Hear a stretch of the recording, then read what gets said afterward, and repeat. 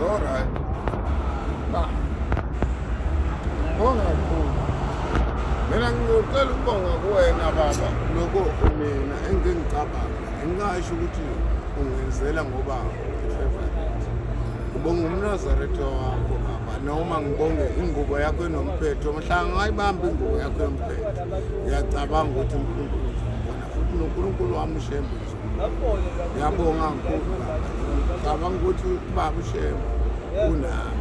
Ngoba esikhathini esiningi ngiyaphuza ngiyabo kodwa uShembe akasebenzi. Shembe is on my way where I'm going. Kodwa isingisi ngiyaqolisa.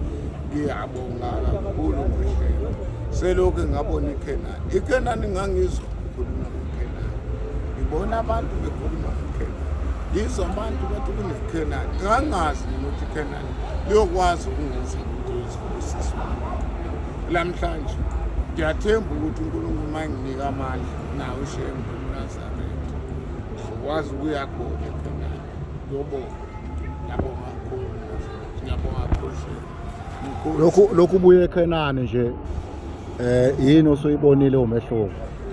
Kukhulu kakhulu lapha. Selokhu ngibuye eKenani mina ngiyokutshela into eyodwa ngokuthi baba mina bengasazi ukuthi kuyakwazi ukuthi kube nemali ephakethini. Kuyakwazi ukuthi kulale kudliwe. Nami ngazi ukudakwa utshwala.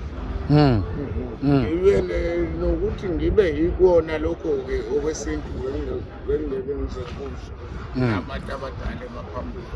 Kodwa-ke nje hayi ishentshile. Yalo-ke ngiyathela phezu kwale ntaba yaseKenani. Wabona uNyazi. Amen.